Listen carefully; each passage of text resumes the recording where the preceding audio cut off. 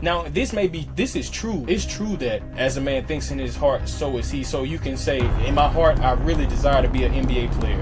And so as you think in your heart, so is he. So you can work to it, and that's true. But that's not what this is saying. This is saying, if you're on YouTube, hit that like button. If you're on Facebook, make sure you share. Proverbs 23, right? And verse 7. Proverbs 23, verse 7. Right? It says, for as he thinks in his heart, so is he. Eat and drink, saith he to you, but his heart is not with you. All right, look at this. For as he thinks in his heart, so is he. So, not as you think in your mind, not as you think in your mind, y'all gotta get this. As you think in your heart, so are you. Then, this is important. It says, eat and drink, saith he to you, but his heart is not with you. So, that means that your heart makes a decision. This is talking about your soul. This is talking about your soul. Your soul is your mind, your will, and your emotions. So, somebody can say, oh, let's go eat. Let's go. I'm ready to hang out with you. But they don't care about you.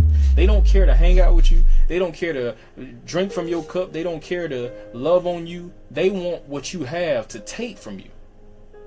So how can you discern that? You have to know the heart. Who knows the heart? God is the discerner of the heart. That's why prophets, true prophets, if you've ever been around one or if one has ever prophesied to you, they don't go necessarily with the surface level of things. They can go deep into your heart. They can go deep into not even necessarily your heart's desire, but the root of the problem. They can go deep into your heart and see, oh, this is what's wrong. Because God knows that. God is on the enemy don't even know your heart. The enemy can't discern your heart. God knows your heart. And so in turn, the reason that prophets can know your heart is because they are able to access the mind of God through asking him, through while you're praying and all these type of things. So this person is portraying that they want to be friendly. They're portraying that they want to be with you, but in their heart, they are deceivers. Now, this is true. It's true that as a man thinks in his heart, so is he. So you can say, in my heart, I really desire to be an NBA player. And so as you think in your heart, so is he. So you can work to it, and that's true. But that's not what this is saying. This is saying a man can portray one thing, but in his heart, he's a deceiver. A man can, just like in this example, he can say, I want to go eat and drink with you, Elder Lewis. I want to come to your church. I want to sit down with you. I want to, sup with y'all. I just want to support y'all. But in turn, all they really trying to do is come there and be nosy. They're trying to gossip. They have a heart. And their heart, they are thinking gossip. They not going to say that. Right? In their heart, they're a gossiper. That's why it says, for as a man thinks in his heart, so is he. What your heart is desiring to do. Right? That's why you can say one thing and in your heart desire to do something else. You can say, Lord, I want to hear your voice, but God won't give you that prophetic gift because he knows in your heart you are not ready to receive that prophetic gift. You want people to worship under you. You want people to worship you. You want people to serve you. You want people to lift you up and exalt you. In your heart, you're prideful. In your heart, you are a prideful thinker. So God is not going to give you that. If, for example, if it was this way, if a man thinks he's a prophet in his heart, then he is a prophet, right? If you take this literally for what it says, if a man thinks in his heart he's a prophet, he is a prophet. But if God didn't call them to be a prophet, then they not. The thing about it is, you can desire to be prophetic, and God gives us certain desires in order that we can fulfill our purpose. And the reason I know that is because Samson desired a woman that was from the Philistine camp, because God wanted him to destroy that Philistine camp. So God made him to desire that woman, so that it would be confusion, so that he would run into, rifts and be in odds against the Philistine people in order to destroy them.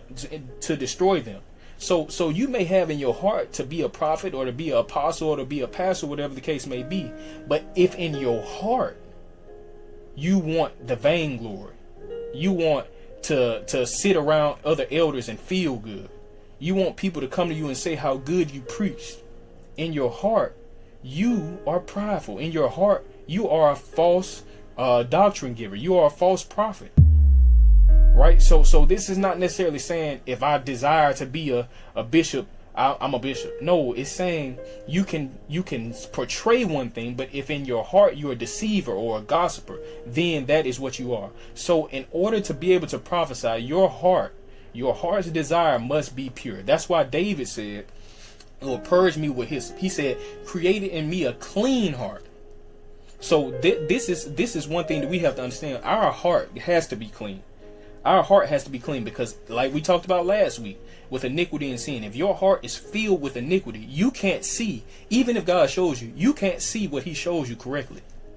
You can't see it in the light that he desires. It's always going to come to you perverted.